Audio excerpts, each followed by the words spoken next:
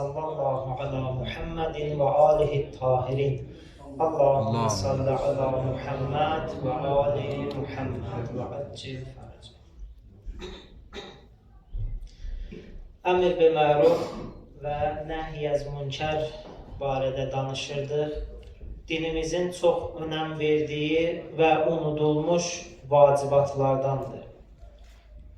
O qədər əhəmiyyətlidir ki, İmam Hüseyin əleyhissalam qiyamının hədəfini bunu açıqlayır. Əmr bi məruf və nəhy-əz münkər strategiyasından cəddin babanın ümmətində islahat aparmaq üçün mən qiyam eləmişəm. Metodu buydu. Əsas hədəfi islahat aparmaq idi. Hansı metodla? Bu əmr bi məruf və nəhy-əz münkər. Belə bir şəxsiyyətin Kərbala səhrasında qanı axıdılıb ki, bu dini hökm yaşasın. Ona görə bu məclislərin əvvəlində bu önəmli məsələnin hökmləri barədə danışırıq. Keçən məclisdə qeyd elədik ki, əmr bi məruf və nəhy-əz münkərin şəraitləri var, bəzi şərtlərlə vacib olur. Və bu insanın öz yaxınlarına daha çox əhəmiyyət kəsb eləyir. İndi birdən bu işə mürtəkib olan, vacibi tərk eləyən və harama mürtəkib olan insanın valideynləri olar. Bir tərəfdən Allah təbarək və Teala özündən sonra valideynə itaəti əmr eləyib. O qədər həssas yanaşıb Quran-ı Kərimdə vurğulayıb ki, onlara uf belə deməyin. Necəliyindən asılı olmayaraq, bir daha təkrar edirəm, necəliyindən asılı olmayaraq valideynə ehtiram lazımdır. Ehtiramını gərək saxlayaq. Əgər sən Allaha bəndə olmaq istəyirsənsə, yolu valideynə itaətdən keçir. Valideynin ehtiramını son həddə insan gərək saxlasın. Xüsusilə sözüm mən burada əziz cavan qardaşlarımadır. Həyatda insan uğur qazanmaq istəyirsə, elmində, yaşayışında bərəkət istəyirsə, yolu valideynə ehtiramdır. Bizim alimlərimiz hansı yerə çatıblarsa, əksəriyyətinin sözü budur ki, valideynimin duasıyla, valideynimə ehtiram nəticəsində bu insanın həyatına bərəkət verər. Bir nəfər gəldi əziz İslam Peyğəmbərinin yanına və öz problemlərindən danışdı. Dedi ki, get denən valideynlərin sənin üçün dua eləsin. O şəxsin də anası dünyadan köçmüşdü. Dedi ki, get atan dua eləsin. O həmin şəxs gedəndə dedi ki, kaş anası sağ olardı. Xüsusilə ananın duası səbəb olar ki, insanın yaşayışı nuraniləşsin. Bu məsələ ilə bağlı bunu müqəddimə olaraq nəyə görə dedim? Bəzən əmr bi məruf və nəhy-əz münkər tərəfi insanın valideyni ola bilər. Bu zaman sözlə, əməllə deyil, qeyri-müstəqim olaraq bir formada əgər eləyə bilməsək, bunu sözlə ya başqa şeylə şəriətimiz icazə vermir buna. Yəni, başqa bir formada, başqa bir yolla bu vəzifəni yerinə yetirməliyik. Elə bir həddə olmamalıdır ki, onları əziyyət eləsin. Yəni, çox yumşaqlıqla, mehribanlıqla bütün o məsələlərə riayət etməklə.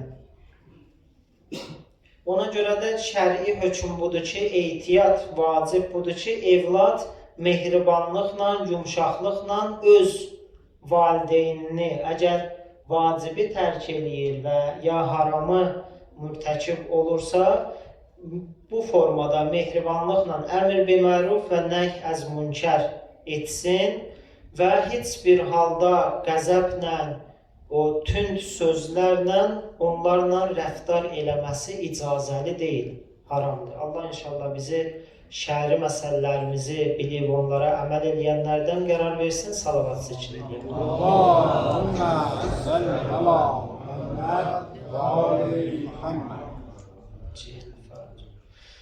Qabaqçı məclisdə olan əzizlər bilirlər, biz İmam Hüseyin əleyhissalamın tənhalığından danışırdıq. Və bu mövzu ilə elə məclislərimiz davam edir. Nə səbəb oldu ki, Peyğəmbər Əkrəmin rehlətindən sonra, vəfatından sonra yarım əsr heç keçməmişdi. Əziz İslam Peyğəmbərinin nəvəsini belə faciəvi şəkildə qətlə yetirirlər və yanında barmaq sayı insanlar qalıb. 72 nəfər məşhur nəzərə görə yanında insan qalır. Bu tənhalığın səbəbi nə idi? Bu bir dənə doğrudan hamımız üçün bir ibrətdir. Yəni bu amillər bu gündə keçərlidir və bu gündə səbəb olar ki, biz əgər bunlara diqqət eləməsək, əməl eləməsək, bizim də zamanəmizin imamı var. Biz də zamanənin imamını tək qoya bilərik. Əgər bu amillər üzərində düşünüb və onları üzərində çalışmasaq. İmam Hüseyin əleyhissalamı tənha qoyanların bir amili buydu ki, qeyd eləmişdi, onlarda vilayət yox idi. Vilayəti qəbul eləməyənlər idi. İmam Hüseyin əleyhissalamın qarşısında dayananlar və imama kömək eləməyənlər. Halbuki bu elə bir hadisə idi ki, demək olar açıq-aşkar Həzrəti Peyğəmbər Qədirxum hadisəsində bunu bəyan eləmişdi və elə bir məsələdir ki, bunun demək olar ki, inkar eləyən yoxdur. O qədər sabit olunmuş məsələdir ki, haqqında kitablar yazılıb, həddindən artıq danışılıb, məlumatınız var. Mən bu mətləblərə işarə eləməzdən öncə bir məsələni müqəddim olaraq qeyd edeyim. Quran-ı Kərimdə bir ayə var. Bismillahirrahmanirrahim. Kullun ya'malu ala şakilatihi. Hər bir şəxs öz daxili quruluşuna uyğun davranır. Daxili quruluşdan məqsəd insanın o inanclarıdır, etiqadlarıdır.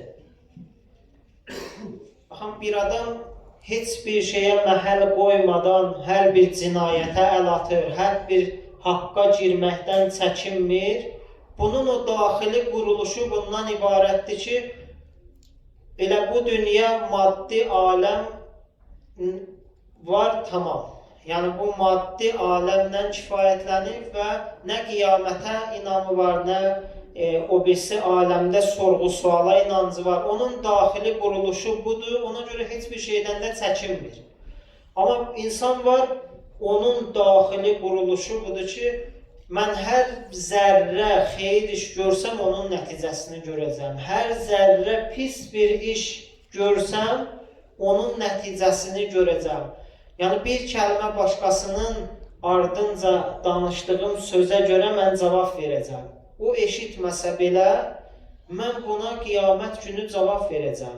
Bir şəxs barədə onun haqqında hələm dəqiq bilmədiyim halda bəzi şeyləri danışsam, qiyamət günü bunların hamısına görə cavab verəcəm. Bir zərrə kiminsə haqqına girsəm, buna görə cavab verəcəm. Ruzimdə, qidamda bir balaca haram qatqı olsa, mən bunlara görə cavab verəcəm. Ona görə o rəftarını həmin bu daxili quruluşuna görə tənzimləyir. Bu vilayət məsələsində və ümumiyyətcə digər məsələlərdə də insan bu etiqadını, o daxili quruluşunu gücləndirməlidir. Ona görə dinimiz usul-i-dinə bu qədər əhəmiyyət verir. Yəni dinin əsasları nədir? Allah qəbul eləmək, Allahın təkliyini qəbul eləmək, Peyğəmbəri qəbul eləmək, Peyğəmbərdən sonra imaməti qəbul eləmək, məadı qəbul eləmək. Dinin əsasları adlandırılıb bunlar.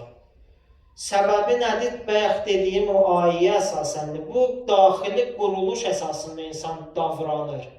Hər birimizdə müəyyən bir rəftarlar baş verir. Bu rəftarlarımız həmin bu daxili quruluşumuza əsasəndir. Bu daxili quruluşumuzu düzəltməliyik. Əgər mən inancımı möhkəmləndirsəm və bilsəm ki, həqiqətən ruzi verən Allahdır, ruzi narahatçılığı çəkmərəm, o bu qapıya getmərəm, bir balaca çətinlik olan kimi hər qapıya gedib bunun narahatçılığını çəkmərəm. O inanc hələ məndə möhkəmlənməyib.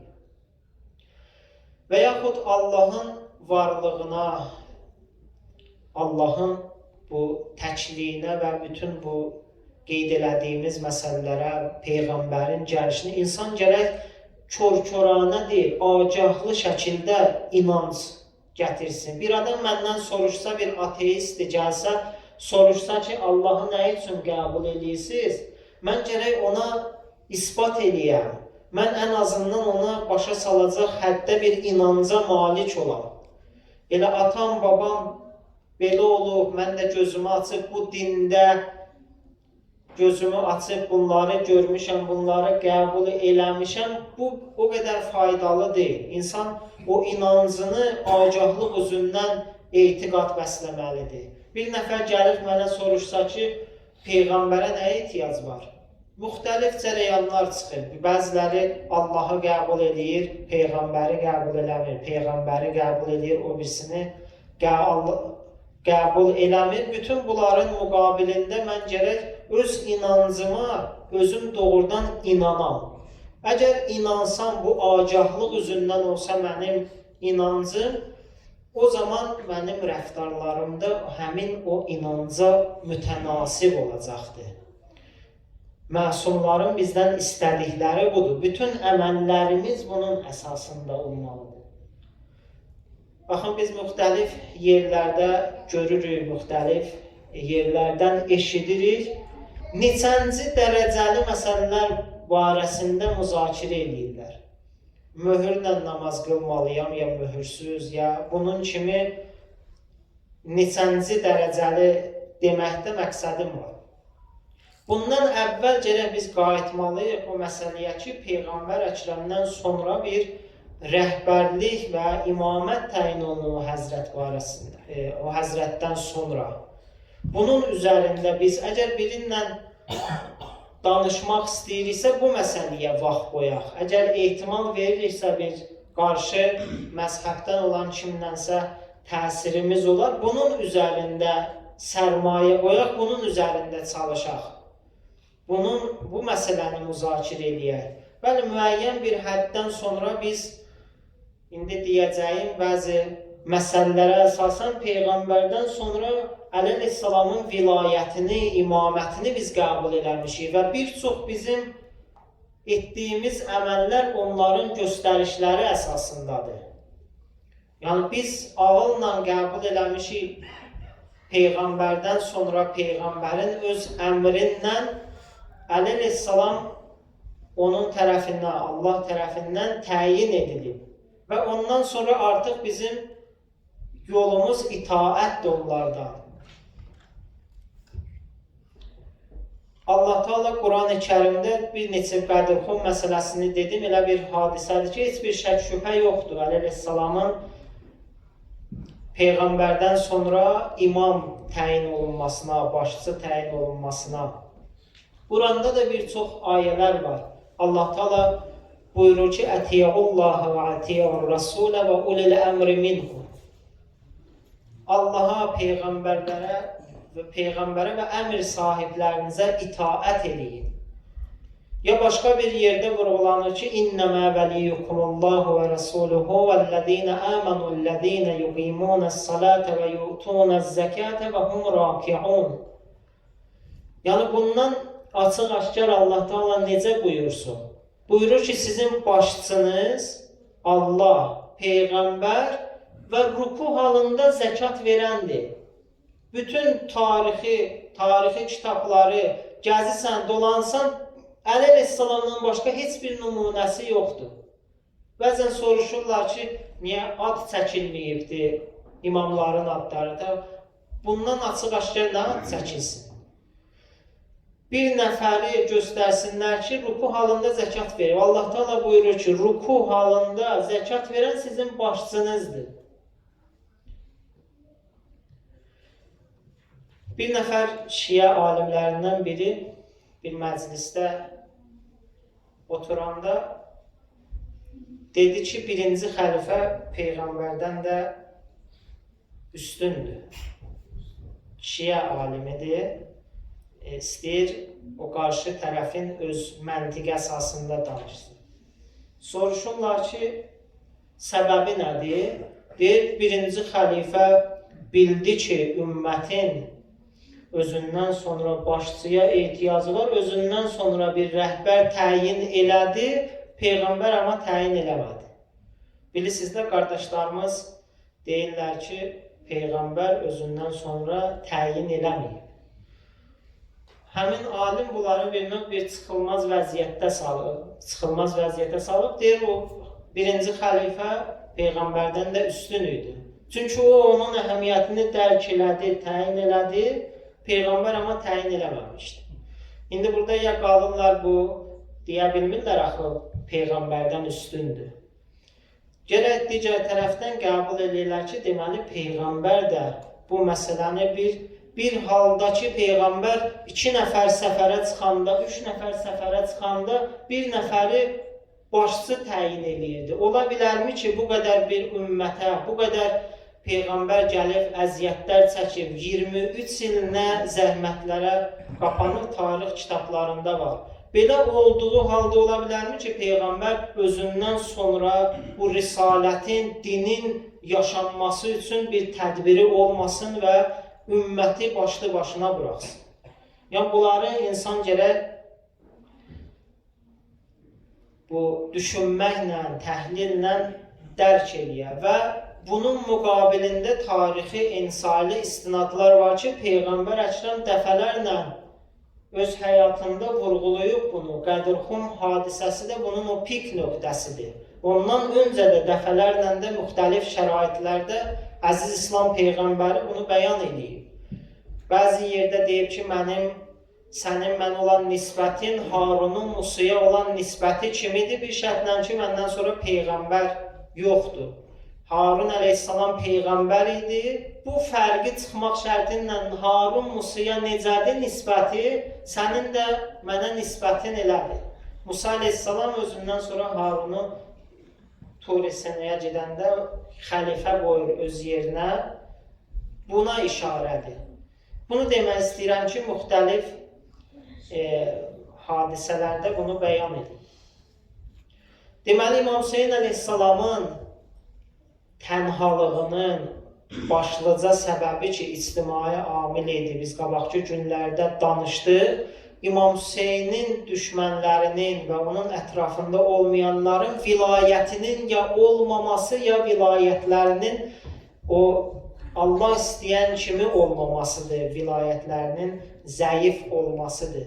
Vilayət barədə keçən məclislərdə bir ümumi olaraq bir alimin gözəl bəyanından işarə elədim. Vilayət yəni möminlərin öz arasında sıx bağlılığı, vilayət yəni bağlılıq. Öz aralarında sıx bağlılığı, düşməndən asılılığı kəsmək və mərkəz bir rəhbərliyə sıx bağlılıq. Yəni o idarə ediciliyə bağlılıq. Bu vilayətin ümumi mənasıdır. Mən bir hədis vilayət barədə oxuyum. Əsas mənim bugünkü mövzum bundan ibarətdir ki, biz necə həqiqi vilayətçi olaq. Vilayətçi bu mənada. Bu mənada necə bizdən ki, bu vilayət istənilir, dinin əsaslarından biridir. Və bütün hər bir şeyin icrası dinimizdə buna bağlıdır. Biz necə həqiqi o vilayət yolunun ardıcılları olaq, bu barədə danışmaq istəyirəm. Bütün bunlar müqəddimələrdir. Bir hədisdə imamlarımız öz ata-babalarından nəql edib, İmam Əli əleyhissalamın barəsində belə buyururlar, İmam Əli əleyhissalamdan nəql edirlər. İnnehu ca'a ileyhi raculun fekale lehu ya Ebel Hasan inneke tud'a emirel mu'minin femen emmereke aleyhim. Bir nəfər gəldi Əmirəl Müminin əleyhissalamın yanına və dedi ki, səni Əmirəl Müminin çağırırlar. Yəni möminlərin əmiri, möminlərin başçısı. Kim səni bu səlahiyyəti veribdi? Kim adlandırıbdı bunu? Qal əleyhissalam Allah əzzə və cəlaluhu əmərəni aleyhim fəcəər rəculu iləl rəsul. Əleyhissalam buyurdu ki, Allah məni bu işə əmr eləyibdi. Allah məni təyin eləyibdi. Bu həmin şəxs gəldi Peyğəmbər Əkrəmin yanına. Summa qalə innə əliyyən əmirəl müminin bivilah. Fəqalə ya Rəsulallah, əyyusaddəqu aleyhin fîmâ yəqul, innəllâhə əmmərəhu alə xalqihi. Ya Rəsulallah, siz əleyhissalamın bu sözünü təsdiq edirsiniz ki, buyurur ki, Allah məni əmir təyin eləyibdi. Fəqadibən nəbi sümmə qal. Peyğəmbər Əkrəm hədisdə gəlib ki, əsəbləşdi, qəzəbləndi və sonra belə dedi. İnnə aliyyən əmirəl müminin bi vilayətin minəllah əzzə və cəl əqədəhə ləhu fəvqə ərşihi. Həqiqətən Əli Allah tərəfindən olan vilayətlə möminlərin əmridir. Allah bu əhd peymanı ərşdə, ərşin üzərində bağlayır. Əşhədəhu alə zəlikə mələikətəhu. Mələkləri də buna şahid olublar. Peyğəmbər Əkrəm buyurur. İnnə aliyyən xəlifətullah və hüccətəllah və innəhu imamul muslimin. Həqiqətən Əli Allahın xəlifəsi, Allahın hüccəti və müsəlmanların imamıdır. Müsəlmanların, Peyğəmbər Əkrəm buyurdu, imamul muslimin, bütün müsəlmanların imamıdır, başçısıdır. Taətuhu məfruzətun məqrunətun bi taətillah. Ona itaət Allaha yaxınlaşdıran bir vacibdir. Allahın itaətinə yaxınlaşdıran bir vacibdir. Yəni imamın itaəti bizim üçün fərzdir, vacibdir. Allah tərəfindən və Peyğəmbər tərəfindən təyin olunur. Və mə'siyyətuhu məqrunətun bi mə'siyyətillah. Ona qarşı günah yerinə yetirmək Allaha qarşı günah eləməkdir. Fəmən cəhiləhu fəqət cəhiləni. Görün Peyğəmbər Əkrəm nə buyurur? Hər kəs onu tanımasa məni tanımayıbdır. Və mən ərəfəhu fəqəd ərəfəni. Hər kəs onu tanısa, məni tanıyıbdır. Və mən ənkərə imamətəhu fəqəd ənkərə nübüvvəti. Hər kim onun imamətini inkar eləsə, mənim nübüvvətimi inkar eləyibdir. Mənim peyğəmbərliyimi inkar eləyib. Və mən cəhədə imrətəhu fəqəd cəhətə risaləti. Kim onun imamətinlə düşmənçilik eləsə, mənim risalətimlə düşmənçilik eləyib. Və mən dəfəə fəzləhu fəqət nəqəsəni. Kim onun fəzilətlərini inkar eləsə, mənim barədə olan fəzilətləri inkar eləyib. Və mən qatələhu fəqət qatələni. Hər kim onunla müharibə eləsə, sanki mənlə müharibə eləyib. İslam Peyğəmbəri buyurur.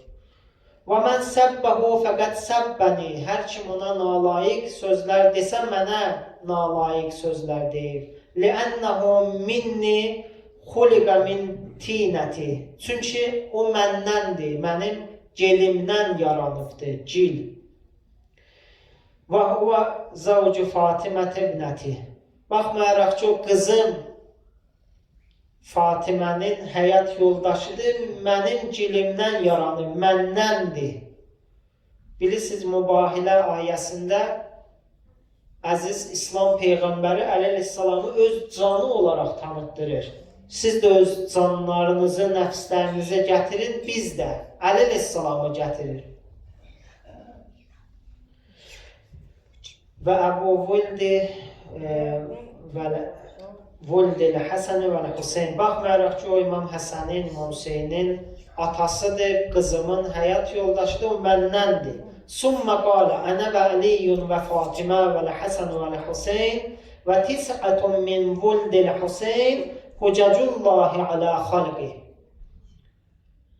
Sonra Peyğəmbər Əkrəm buyurur ki, bilin, agah olun, mən və Əli, qızım Fatimə, Həsən, Hüseyn və Hüseynin 9 evladı Allah tərəfindən insanlar üzərində hüccətdirlər. Ədauna əda Allah. Bizim düşmənlərimiz Allahın düşmənləridir. Və bizim dostlarımız Allahın dostlarıdır. Başqa bir yerdə İmam Əli əleyhissalam özünü belə tanıtdırır ki, mən Allah elminin xəzinədarıyam. Allah sirrinin əmanətdarıyam mən. Mən ən yaxşı bəşər övladından sonra, yəni İslam Peyğəmbərindən sonra ümmət üzərində başçıyam. Peyğəmbər Əkrəmin dilindən istəyim bu vilayət barədə ki, vilayətin dinimizdə nə qədər dəyəri var, bu vilayətə sahib olmağın nə qədər dəyəri var, onu izah edeyim. Baxın, bizim yolumuz məntiq yoludur, ağıl yoludur. Bayaq qeyd elədiyim kimi, bütün bizim inanclarımız, bütün rəftarlarımız gərək agahlıq üzündən olsun. Bizim inancımız imamət barədə bundan ibarətdir ki, İmam Allah tərəfindən seçilməlidir. Allah Teala bir ayədə buyurur, İnni cəailuka linnəsi imamə.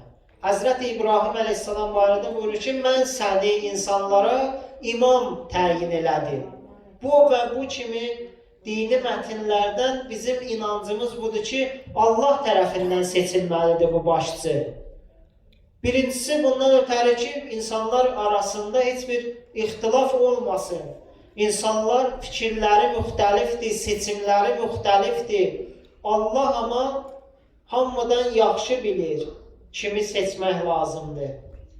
Və məntiq də bundan ibarətdir. İnsanların nə ixtiyarı var və hansı səlahiyyəti var, hansı qabiliyyəti var ki, bu ümmətin başçılığını seçsinlər, təyin eləsinlər. Yəni, bu səlahiyyət bizim məntiqimizə əsasən birbaşa Allah tərəfindəndir.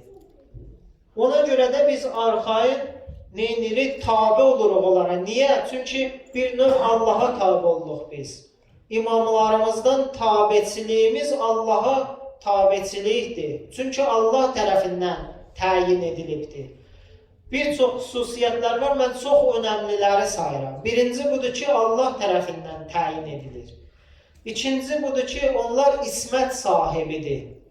İsmət yəni bütün səhv, xəta, günah, hər bir şeydən uzaqdırlar. Və bunu tanımaq, qorumaq yalnız Allah qadirdir. Belə bir şəxsi ki, ismət sahibidir, hər bir xətadan, səhvdən uzaqdır, yalnız Allah onu tanıyıb və seçə bilər. Və bu da yenə qeyd elədiyim kimi tam ağıla, məntiqə uyğundur. Yəni, bir şəxs əgər özü xəta əhli olsa, səhv əhli olsa, günah əhli olsa, mən necə ona tabi ola bilərəm? Mənə o yol göstərməsində də xəta ehtimalı var. Əziz qardaşlarımız deyirlər ki, başçı elə günah da eləyə bilər, hətta bəziləri bu etiqaddadır, bəzi firqələr. Səhv də eləyə bilər, xəta da eləyə bilər. Amma bizim məntiqimizə baxın, imam hətta xırda bir, məsələn bir stəkandır, bura qoysam, hansısa bir uşaq gəlib, əyağı dəyib, zədələnə bilər, heç bir günah deyil, səhv deyil, hətta belə bir şeylərdən də uzaqdılar. Buna deyirlər ismət, qorunma, məsum. Bu ki, məsum biz deyirik, yəni günahdan, bütün çirkinliklərdən uzaqdır. Allah Teala Əhzab surəsinin 33-cü ayəsində, 33-cü surənin 33-cü ayəsində bu məsələyə işarə edir ki, Allah iradə edib ki, sizi pak və pakizə qərar versin. Bu, onların ismətinə işarədir. Və üçüncü əsas xüsusiyyətdə elmi lədunni, Allah tərəfindən olan elmdir. Baxın, bunları mən qeyd edirəm, bu etiqadı özümüzdə möhkəmləndirə. Bizim imamlarımız belədir. Bir nəfərlə danışanda, eləyəndə deyir, bu səbəblərə görə mən imam ardıcılıyam. Çünki Allah tərəfindən seçilir. Çünki məsumdur və Allah tərəfindən elmi var. Bu xüsusiyyətlər səbəb olur ki, mən də onun ardınca gedənlərdən olur. Bütün peyğəmbərlər gəldilər, öz missiyalarını yerinə yetirdilər və öz missiyalarının qarşılığında dedilər ki, mən heç nə istəmirəm sizdən. Baxın, bu dini məsələlərdə bu həmin mətləb önəmlidir. İnsanın dini məsələlərdə heç kimdən, heç nədən gözləntisi olmamalıdır. Peyğəmbərlərdən dərs almalıdır ki, buyurdular, bizim əcrimiz Allah yanındadır. Mən gəlmişəm bu risaləti yerinə yetirəm, sizdən bunun qarşılığında heç bir şey istəmirəm. Mənim əcrim Allah yanındadır. Bunu qeyd eləmək istəyirəm. İslam Peyğəmbərindən başqa. İslam Peyğəmbəri öz risalətinin qarşılığında elə onun da faydası bizim özümüzə qayıdır, bir şey istədi. İstədiyi buydu. Bismillahirrahmanirrahim. La əsəlukum aleyhim min əcr illəl məvəddətə fil qurba. Şura surəsindədir, səhv eləməsəm. İslam Peyğəmbəri buyurur ki, mən bu risalətimin qarşılığında sizdən heç bir şey istəmirəm. Öz əqrabama, yaxınlarıma məvəddətdən başqa. Zilqurbadan məqsəd həmin hədislərimizə əsasən, bir çox istinadlara əsasən həmin Əhl-i Beytdir. Əhl-i Beytə məvəddətdən başqa bir şey istəmirəm. Məvəddət nədir? İtaətlə yanaşı olan, əməllə yanaşı olan məhəbbət.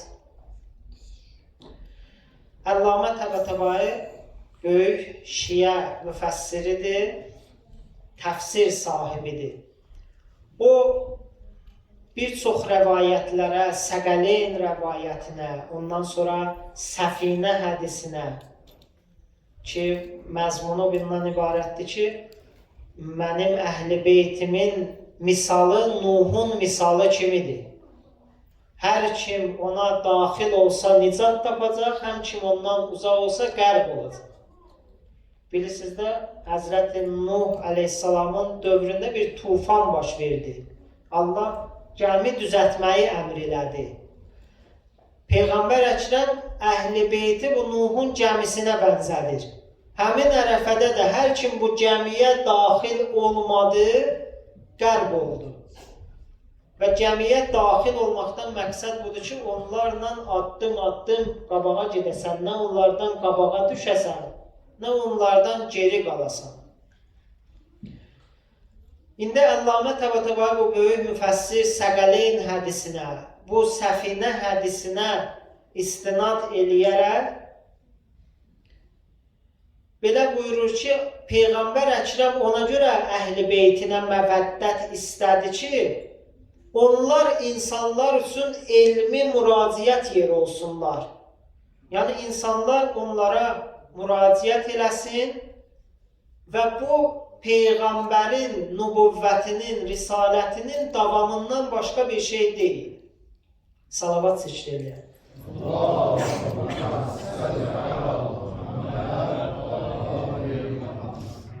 Yəni, bu böyük alim qeyd edir ki, Peyğəmbərin məvəddət istəməsi öz əhli beytinə bundan ötəri idi ki, o birisi peyğəmbərlərdə bu ehtiyac yox idi. Amma İslam yaşaması üçün, İslamın ayaq üstə durması üçün Peyğəmbər öz risalətinin müqabilində bu ümmətə xeyri çatacaq, əhl-i beytə məvəddət istədi. Məvəddət yenə təkrar edirəm, əməllə yanaşı olan məhəbbətdir. Quru məhəbbətin heç bir xeyri yoxdur, heç bir təsiri yoxdur. Mən bir tərəfdən deyim, Allahı sevirəm, ürəyin əsas təmiz olsun. Digər tərəfdən Allahın ki, o sevgilimdir mənim, Allahı deyirəm ki, mən sevirəm onu, məhbubumdur, onun göstərişlərini ayaq altına qoyur. Belə bir sevginin heç bir dəyəri yoxdur. İstəyir Allaha qarşı olsun, istəyir Peyğəmbərə qarşı olsun, istəyir imamlara, əhl-i beytə qarşı olsun. İndi çox iddialar olunur ki, əlbəttə bu pis deyil, yəni bu məhəbbət ilkin mərhələdir, amma naqisdir, burada qalmamalıdır. Məhəbbət yanından əməl gətirməlidir. Buna deyirlər məvəddət. Peyğəmbər Əkrəm əhl-i beytə qarşı məvəddət istədi, yəni onlara itaətlə yanaşı olan məhəbbət. Məhəbbətiniz olsun, amma bunun kənarında itaət deyin. Bu məvəddətdə qeyd elədiyim kimi bundan ötəridir ki, bu risalət davam eləsin. Və bu mətləb elə Əhl-i Beytin öz kəlamlarında da işarə olunubdur. Onlar da, mən indi bir neçə hədisə işarə edeyim. İmam Baqir əleyhissalamdandır, səhv eləməsəm, Cabir ibn Əbdullah Peyğəmbərin səhabələrindəndir. Uzun ömürlü bir sahabədir. 5-ci imamın vaxtına kimi yaşayıb, 5-ci imamı da görüb. 5-ci imam bu şəxsə buyurur ki, ey Cabir, mənim tərəfimdən şiyələrimə salam çatdır. Xoş olsun o şəxslərə ki, bu kəlamın müxatəbi özünü bilir və istəyir bunlara qulaq assın və Əhl-i Beytin şiyələrindən hesab olsun, imam onlara müraciət edir. Xoş həqiqətən o şəxslərin halına ki, imam onlara salam göndərir. Və bu salama layiq olmaq üçün şiyəliyin o xüsusiyyətlərinə insan sahib olmalıdır ki, onları sadalayacaq. Ey Cabir, mənim tərəfimdən şiyələrimə salam çatdır və onlara elam elə ki, Allahla bizim aramızda heç bir qohum əqrabaçılıq yoxdur və Allaha yalnız itaət nəticəsində yaxınlaşılır. Ey Cabir, hər kəs Allaha itaət eləsə və bununla yanaşı bizə məhəbbət olsa, bizim dostumuz və bizi sevənlərdəndir. Və hər kim Allaha günah eləsə, bizim məhəbbətimizin ona heç bir faydası yoxdur. Başqa bir hədisdə Əli əleyhissalam buyurur, Ənə mə'ə Rəsulillah və mə'i itrəti aləl havz. Mən Rəsulallahla yanaşı, bir halbuki öz əhl-i beytim də məndəndir, o Kovsər hovuzuna bir növ ona biz başçılıq edirik. Fəmən ərədənə fəliyəxuz bi qavlinə və liyə'məl bi əməlinə. Bu hissəni qeyd eləmək istəyirəm. Əli əleyhissalam buyurur, hər kim bizlə olmaq istəyirsə o dünyada, o zaman bizim sözlərimizi götürsün və bizim əmirlərimizə itaət eləsin. Vəliyəxuz bi qavlinə, bizim sözlərimizlə tanış olsun, bizim sözlərimizi götürsün və bizim əməllərimizə əməl eləsin. Bu Aşura məsələsini, Kərbəla hadisəsini bizim müzakirə eləməyimizin səbəbi budur. Ki, onların o yaşam tərzini başa düşək, yaşam tərzinlə tanış olaq, biz də öz həyatımızda tətbiq eləyək. Mövzum budur. Biz necə həqiqi vilayətçi olaq, həqiqi vilayət yolunu gedənlərdən olaq. Əli əleyhissalam buyurdu ki, وَلْيَأْخُذْ بِقَوْلِنَا Bizim sözlərimizi götürün. Çox təəssüflər olsun, biz hələ məsumlarımızın sözlərindən tanış deyilik. Quranın qardaşı hesab olunan bizim Səhifə-i Səccadiyyəmiz var, bizim Nəhcül Bəlağəmiz var. Başqaları eşidəndə deyirlər ki, bu bəşər sözü deyil. Biz təəssüflər olsun, bunlarla heç tanış deyilik ki, Əli əleyhissalamın Nəhcül Bəlağədə nə buyurur, Səhifə-i Səccadiyyədə nə buyurur? Zəbur-i Ali Muhammed adlandırılıbdır. Ali Muhammedin Zəburu, Səhifə-i Səccadiyyə. İslam marifi okeanıdır. Nəhcül Bəlağə insanın həyatda müxtəlif hadisələrlə qarşılaşır. Onlarda İslam istəyən kimi, Allah istəyən kimi davranmağımız üçün Nəhcül Bəlağə bizə yol göstərir.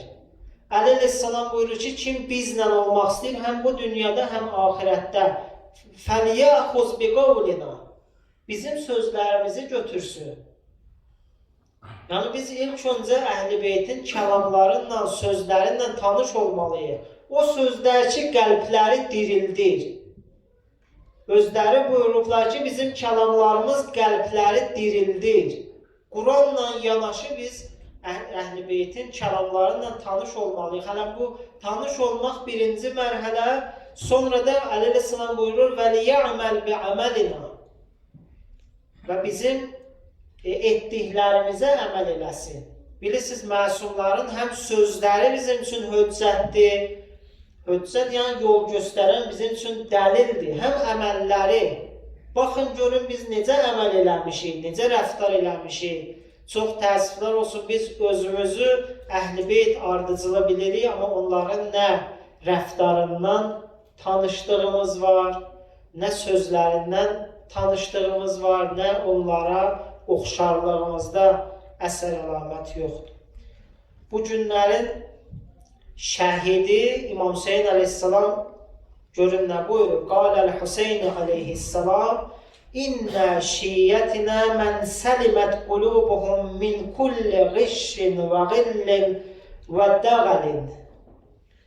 Bizim şiyələrimiz, elə bu sözə diqqət eləyək, bu məclislərin bir növ İmam Hüseyin əleyhissalamın kəlamıdır və bu məclislərə dəyər verməyimiz elə bu kəlməyə qulaq asıb, diqqət eləyib, əməl eləməyimiz olsun. Hamımız İmam Hüseyin əleyhissalamı sevirik. Sevməyin yolu budur ki, onların bu kimi sözlərinə əməl eləyək. O Həzrət buyurur ki, şübhəsiz bizim şiyələrimiz o şəxslərdir ki, onların qəlbləri hər bir xəyanətdən, kinədən, aldatmadan uzaq olsun, sağlam olsun. Baxın, həqiqi İmam Hüseyin şiyəsi o şəxslərdir ki, qəlbində belə fırıldaqlıq yoxdur, hilə yoxdur, yalançılıq yoxdur, xəyanət yoxdur. Başqa bir hədisdə İmam Sadiq əleyhissalam buyurur ki, şiyələr necə olmalıdır? Bu kəlamı da deyim, bir neçə bu vilayət yolcularının həqiqi gedənlərindən Kərbaladan misallar çəkəcəm. Sonra sözümə yekunlaşdıram. İmam Cəfər Sadiq əleyhissalam buyurur ki, İnna Allah təbarək və teala əvcəbə aleykum hubbənə. Allah təbarək və teala sizə bizim məhəbbətimizi vacib eləyibdir. Biz Əhl-i Beytin məhəbbətini sizə vacib eləyib. Və fərəzə aleykum taatənə. Bizim taətimizi sizə fərz qılıb, vacib qərar verib ki, bizdən itaət eləyəsiniz. Əla fəmən kənə minna fəliyəqtəqid bina. Fəliyəqtədi bina. Bilin, agah olun, həqiqətən kim bizdəndirsə, bizə iqtida eləyir. İqtida cəmaat namazında tanış sözlərdəndir, bilirsiniz. İmam cemaat namazı qılanda arxadakılar ona iqtida eləyir. Yəni o rukuya gedəndə cemaat da gedir, qalxanda qalxırlar. İmam Sadiq əleyhissalam buyurur ki, o şiyələrimiz o şəxslərdir ki, bizə iqtida eləsinlər. Bizim tarixdə səhabələr olubdur, məsumlarımızın ayaq qoyduqları yerə ayaq qoyublar. Yalnız bu zahiri göstəriş yox, hər nə edib onlar da ediblər. Həqiqi şiyələr bu şəxslərdir. فَإِنَّ مِنْ شَأْنِنَا İndi ki, bir nəfər bizim şiyəmizdən olmaq istəyir, bizə iqtida eləmək istəyir, bizim yolumuz bulardır. Və bunu sadalayıram. İmam Sadiq əleyhissalam buyurur ki, bizim şiyəmiz olmaq istəyirsə, bizim yolumuz bunlardır. Bunlara əməl eləyin. Birinci, əl-vərəh vəl-ictihad və ədəul əmanə iləl-birri vəl-facir. Bir bunları işarə edeyim. Bizim yaşam tərzimiz, metodumuz birinci təqvadır. Vərə təqvanın o üstün dərəcəsidir. Təqva yəni ilahi vacibatları yerinə yetirmək, günahlardan çəkinmək.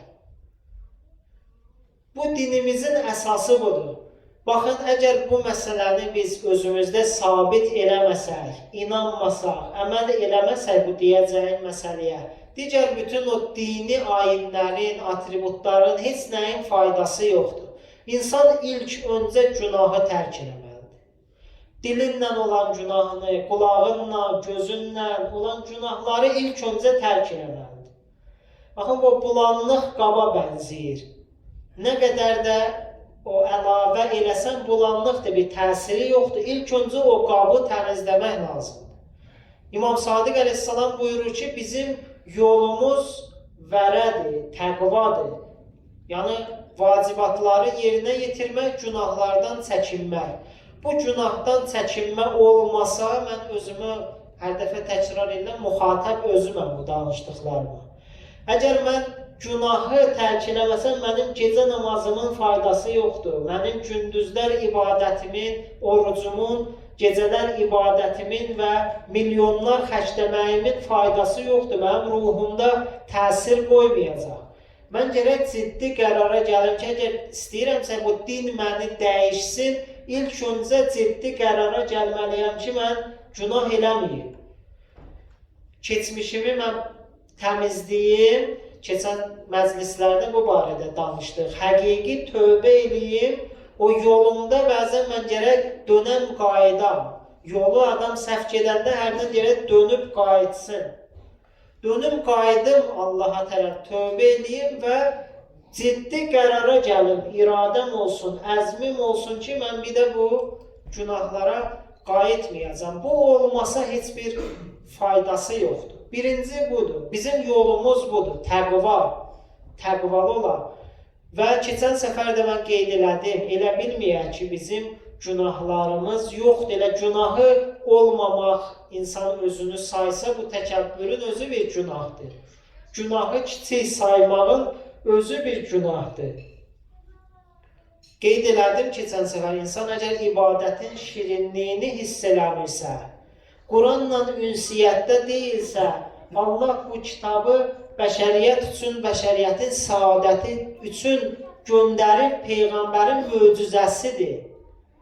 Baxın, bu eyni ilə Həzrəti İsa əleyhissalamın o insanları diriltməyinə bənzər bir möcüzədir. O vaxtı təbabət yüksək həddə idi insanlar arasında. Ya Həzrəti Musa əleyhissalam ki, əsanı əcdahiyə çevirir, o vaxtı bu sehr, cadu, bu məşhur idi.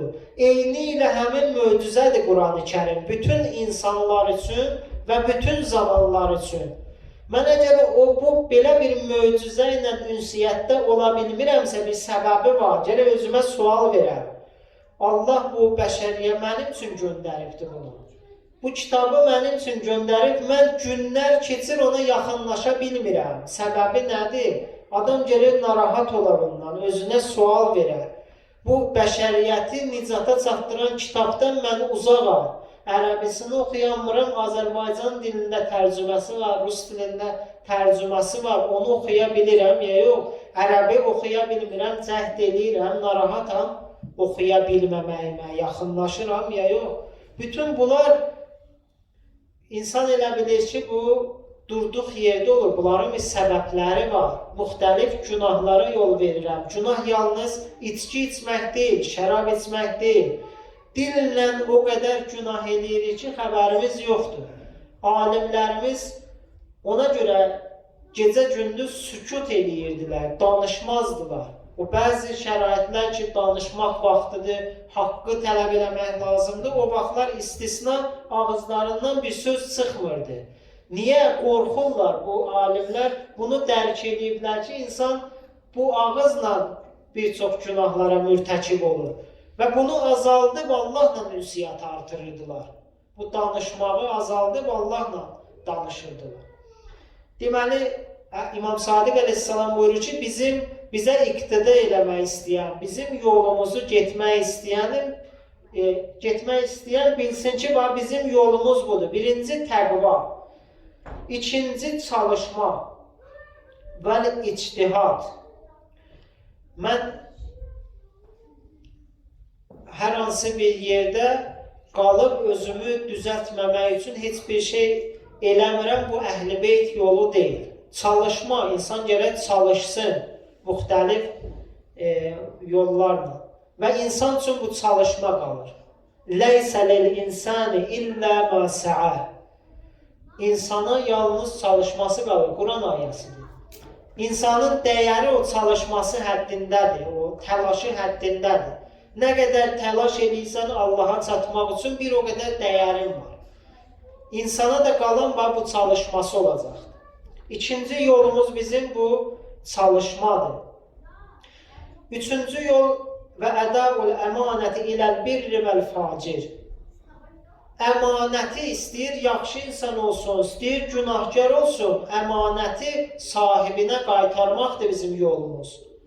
Məsumların birindən bir hədis var ki, əgər babam əlinin, qatilinin qılıncı mənim yanımda əmanət olsa, onu sağlam sahibinə qaytarıram. Görün, nə dərəcədə əhəmiyyətli bir məsələdir. Əmanətə xəyanət etməmək, əmanətdar olmaq. Kim bizim yolumuzu getmək istəyir, bizim yolumuz budur, biz əmanətdarıq. Vəsilətur rəhim. Bizim başqa bir yolumuz bundan ibarətdir ki, biz qohum-əqrabanı yad eləyərik, qohumlarla əlaqəni kəsmərik. Dinimiz çox əhəmiyyət verir. Mən danışığım çox oldu, sözümü yekunlaşdırıyorum. Qısa deyim ki, dinimizin ən əhəmiyyət verdiyi məsələlərdən də biri budur. Qohum-əqraba ilə əlaqəni kəsməmək.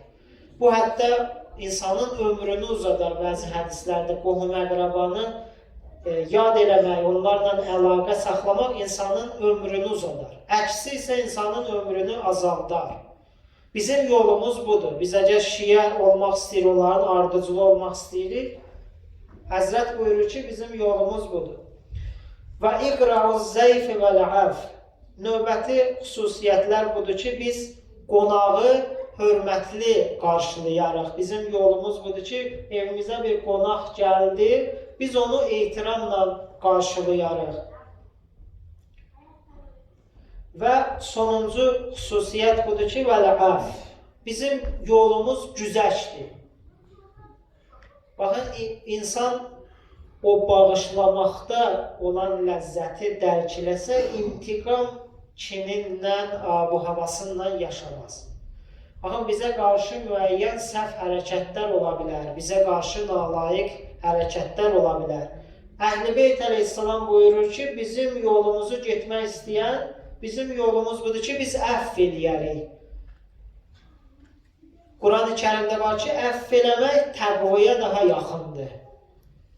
Yəni, insan bağışlamaqla o bir növ özündə olan yükü azaldır. İmam Sadiq əleyhissalam buyurur ki, bizim yolumuzu getmək istəyən bilsin ki, bizim yolumuz o günahkardan, xətakardan güzəşt eləməkdir, onun xətasından keçməkdir. Və sonda İmam Sadiq əleyhissalam buyurur ki: "Və mən ləm yəqtədi bina fəleysə minna." Hər kim bizə iqtida eləməsə, bu sadalananları eləməsə, bilsin ki, bizdən deyil. Allah hamımıza nəsib eləsin, əhl-i beytdən olaq inşallah. Amin. Allah hamımıza nəsib eləsin, onların yolunu tanıyaq və onların yolunu gedənlərdən olaq. Amin. Allah bizə tövfiq versin, bu sözlər bizim barəmizdə deyilməsin ki, biz əhl-i beytdən deyil bunlar. Qiyamət günü inşallah bu sözləri eşitməyək. Bu vilayət yolçuluğunun nümunələri Kərbala hadisəsində aşkardır. Onlardan biri yoluna fəda olduğum Həzrət Əbülfəzl Əbbasdır. Dünən də qeyd elədim. Bir dəfə görsənmədi ki, nəsə bir etiraz, cüzi bir etiraz onun ağzından çıxsın. Qardaşı hər nə elədi, hər nə qərara gəldi, itaətdə idi. Budur həqiqi vilayətçilik, budur. Qeyd ediblər ki, öz 3 dənə Kərbalada 3 dənə qardaşını da özü canını imam yolunda verməkdən əlavə 3 qardaşını da rəğbətləndirdi, şəhid oldular. Bəzi tarix kitablarında var ki, 2 dənə evladı da Həzrət Əbbas əleyhissalamın 2 evladı da Kərbalada şəhid oldu. Kərbala Aşura günündə Şimr, Allahın lənəti olsun ona, Həzrət Əbülfəzl əleyhissalama bir amannamə gətirdi, eşitmisiniz. Həzrət Abbas şücaətlə, heç nədən qorxmadan, tərəddüd eləmədən bu sözləri dedi ki, sənə də lənət olsun, İbn-i Ziyada da lənət olsun, sənin bu əmannamənə də lənət olsun. Belə düşünürsən ki, biz imamımızı bu amannaməyə görə tək qoyarıq. Bu vilayətçilik budur. O Həzrətin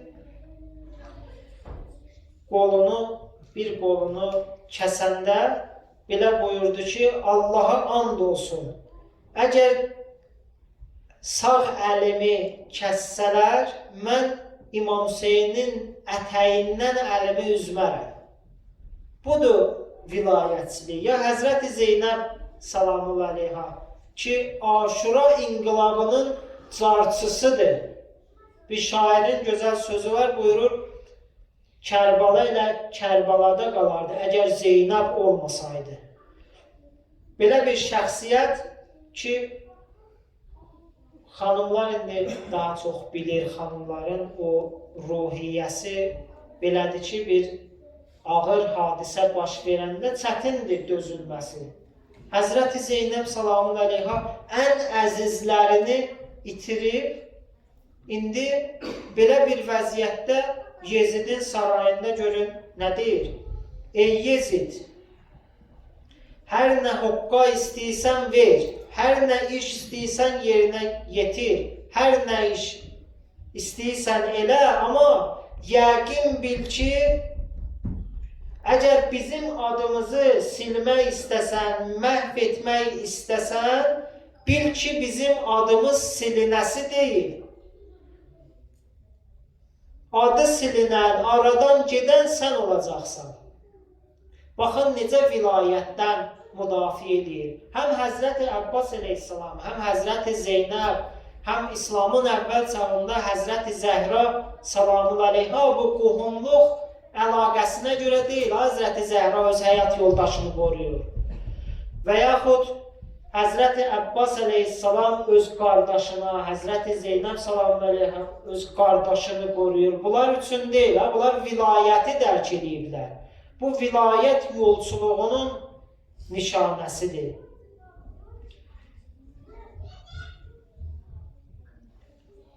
İbn-i Ziyad lənətullah aleyh bu Həzrəti Zeynəb salamun aleyhiyə dedi ki, gördün Allah qardaşınla necə rəftar elədi? Görün nə buyurdu, dedi, mən gözəllikdən başqa bir şey görmədim. Allah istədi, onların taleyini belə yazdı, şəhadət yazdı və onlar da öz Allahlarına qovuşdular.